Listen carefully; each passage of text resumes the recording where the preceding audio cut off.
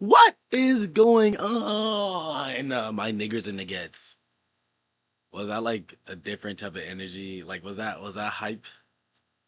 Was that what you cool kids, you hip kids call hype? Anyways, today we are watching a video called Kai Cenat Streaming University Situation. It's crazy. Now, you already know, guys. I'm gonna be in Streaming University. I went undercover as a streamer applicant at Cenat Streamer University. He reminds me of one of those people who be like, "What's up, fellow kids?" Like that one meme that I'm not gonna put on screen because I don't feel like editing it. But if you know, you know.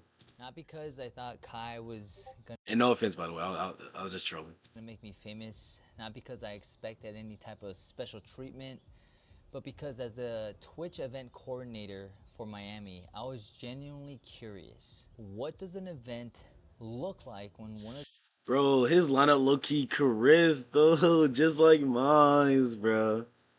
I really gotta start doing my hair before these videos. You guys probably think I'm chopped as fuck. the biggest creators in the world decides to build a real life university for streamers. So I applied like everyone else. No special access, no connections, just another creator hoping for a fair shot. What I didn't expect is my entire day to be determined by one single ticket number, 411. At 11 a.m., they handed me that number and I was sent to an auditorium.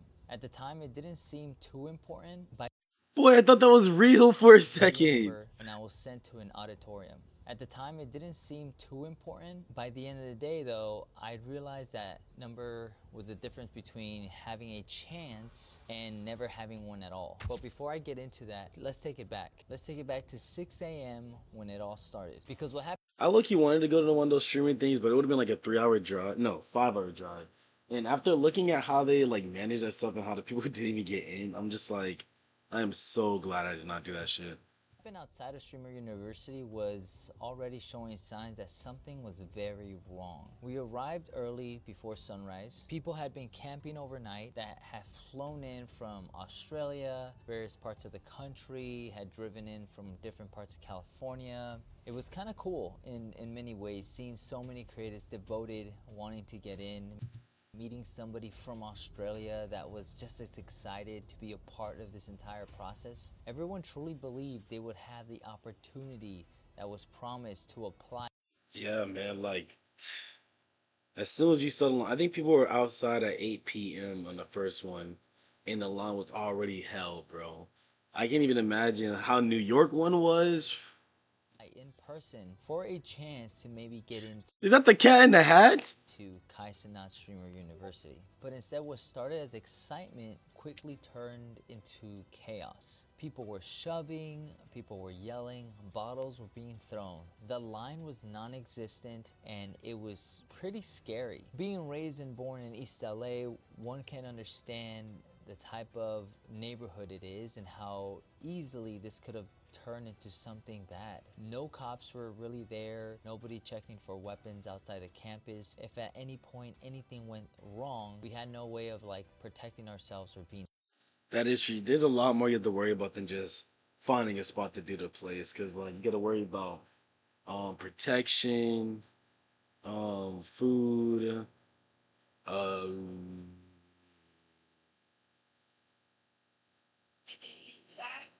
etc.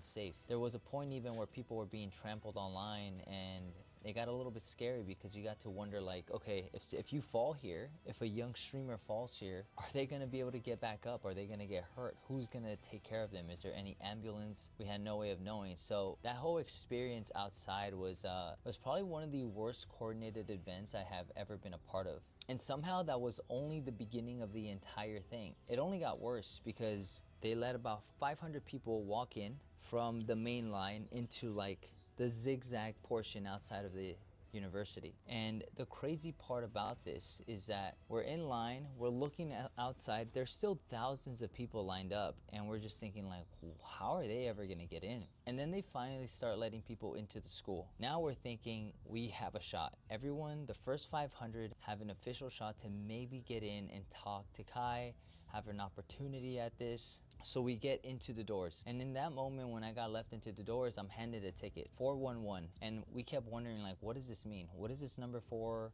Are we being called by ticket numbers? I'm not sure. We get walked into the auditorium. People start sitting down. The bleachers, imagine this to be a basketball auditorium. The bleachers are completely It looks packed cool already as on my hell though. I left. can't lie. We're sitting in the center. It kind of feels like when you're about to graduate, where you're just filling up the bleachers or there's a basketball game or something. We're in there now, nice cool air conditioning. I'm like, I'm kind of happy we're out of the sun. The second side of the bleachers and stuff start to fill in.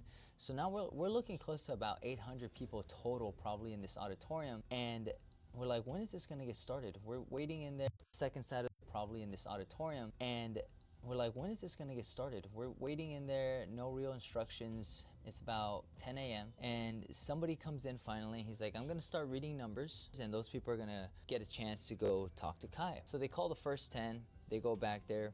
As creators, we wanted to interact, start talking to people, and have a good time. You know, you wanted to network. If anything could come out of this, I thought we could network, get to meet other creators, get to exchange Instagrams, get to exchange Twitch information. But the moment we would do that, security would start to come in and tell us to sit down. It got so bad where security at one point wouldn't even let us go out to use the restroom. How they don't check for weapons when you're going in, like from the outside the area, but then they don't let you stand up once you're inside. Like that's, hey man, either be strict or don't be strict. So many people started complaining about the restroom situation that they eventually actually let some of us form a line to start letting us go one by one. And we were told that we might have food, we were told that there's gonna be some drinks. None of that ever came.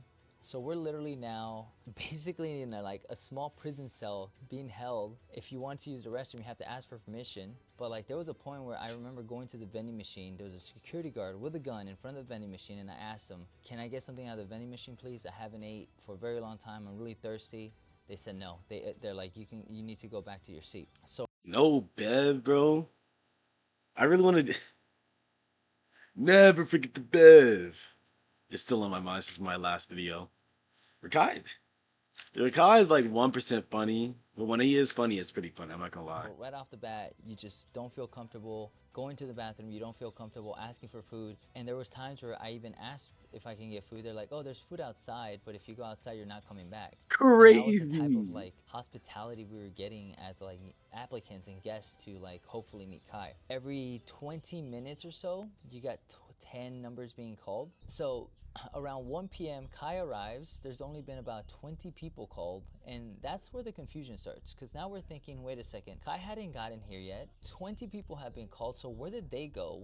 That's opposite. Like how you called in people to go talk to Kai, and then Kai shows up an hour later. What exactly happened to those 20 people?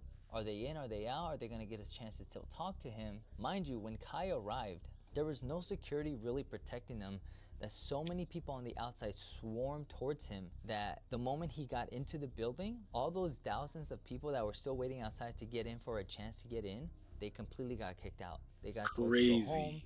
It wasn't going to happen. I cannot believe that because, like I said, I was thinking about driving the 5 hours down there, and if I drove the 5 hours and get told to go back home, like I get that it's a chance and all, but like, damn, like they should have. I feel like what they should have done is got more than one streamer to do it. As in, like, Kai Cenat's not the only person doing interviews. They could do Kai, DDG, AJ, just like some of his friends, and they can also take people to talk to those people. And then if Kai says, well, because Kai says there's not exception or deny. He said he'll like keep a look on you when he stamps your stuff. Like you know, DDG or one of them can do it too. And then he like once it's over, Kai can kind of like look back at the stream to see the people they approved, or just look at their account online to see if like that's someone you want to have. But only having one person, knowing how big he is, bro, nah. So right off the bat, thousands of people were just eliminated off the fact that they just had a terrible way of like bringing in quote unquote streamers or celebrities into the building. There was no actual way of escorting them in and out. So now it's just basically everyone in the auditorium. It's about 1 p.m. They've only gone through 20 people and there's about 800 people and I'm number 411. So we're like, okay, it's 1 p.m. He ended New York about 9 p.m. We got about 8 hours to get through all these people. It's probably possible. But What we didn't realize was that Kai Cenat had invited all of his streamer celebrity friends. We're talking about people like Lacey, Stable Ronaldo, Jason the Whedon, Le'Veon Bell, NFL football player. Like so many people that like of super high status that most likely don't even need a chance to apply for something like this because they've already made it. Not only did they get to come late and not get in line, but they got to skip the line and they immediately started to interview with Kai. That was crazy. I saw this. I was wondering how all of them just so happened to get inside. It makes sense that they were just able to go in.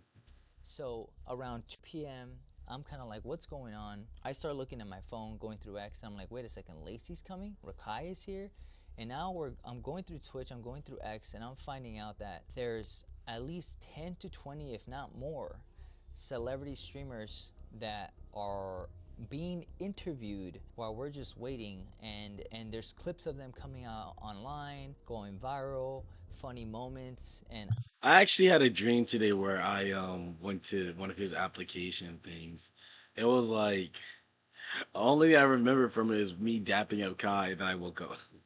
I thought they were funny myself, but at the same time, now I'm thinking, wait a second, are we ever gonna get to see him? Like, we're only at number Come on, I 50 gotta go back. funny thing, and there's clips of them coming out online, going viral, funny moments, and I thought they were funny myself, but at the same time, now I'm thinking, wait a second, are we ever gonna get to see him? Like, we're only at number 50, and it's like 2 to 3 p.m. now, and he's gone through all these celebrity interviews.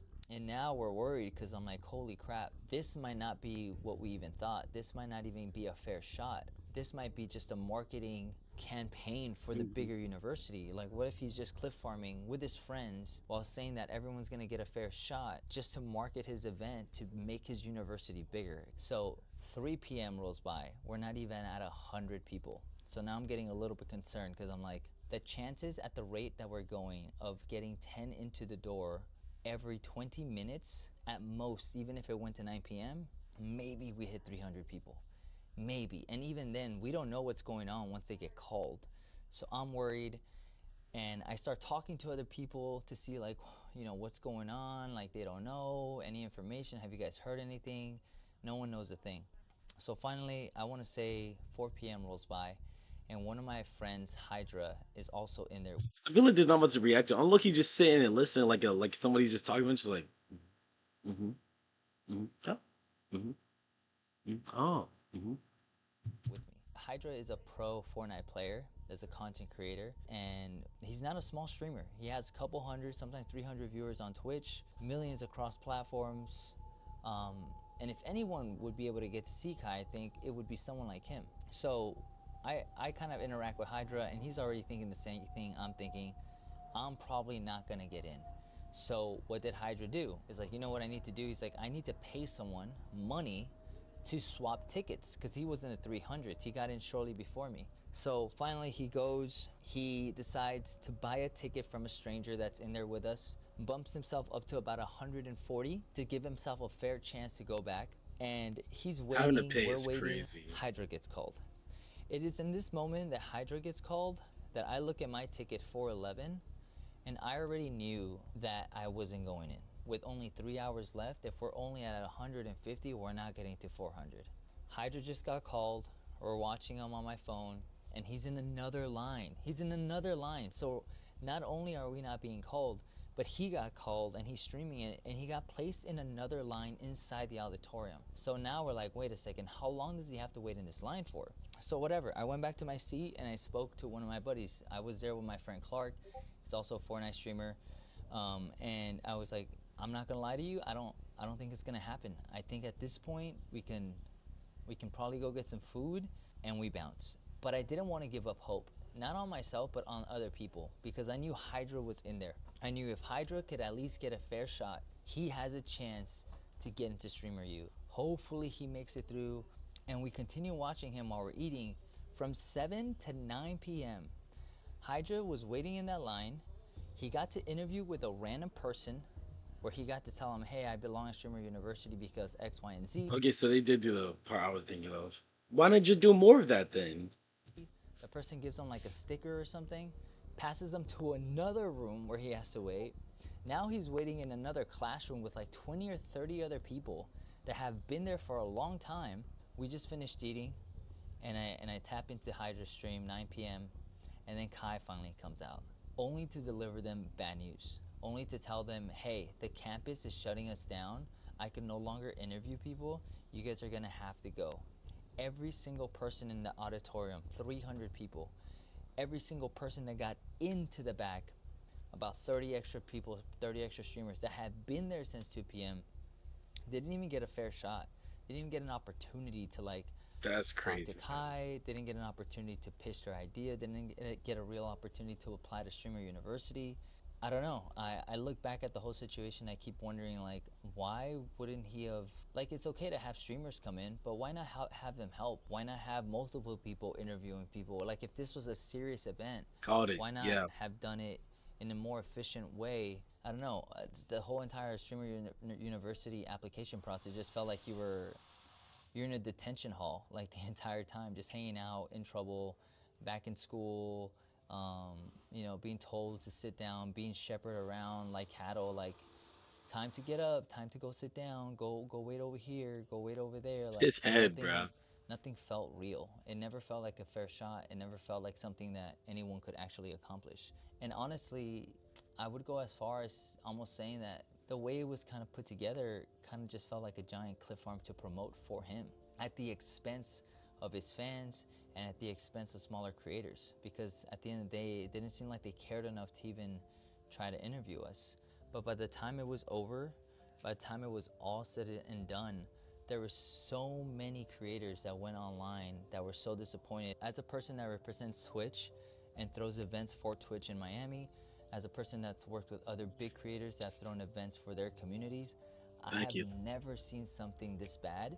The application process in person wasn't even legit. You either got denied or you got a stamp saying your application will be further looked into. Nobody was actually approved, so the entire thing just felt like a hoax. Yeah, that's true. I can definitely see why he would feel that way. If I had to wait that long just to not get accepted, I would probably. Let me just bring it like this: there would be no streaming university. There would be none. There would be one. But yeah, that was a cool video. Make sure you guys check out nigger. I mean, Brian Yannick VP. He's pretty cool, pretty valid. Yeah, guys. Oh yeah. Join the Twitch. Is in the pinned comments. Join the Discord. Is in the pinned comments.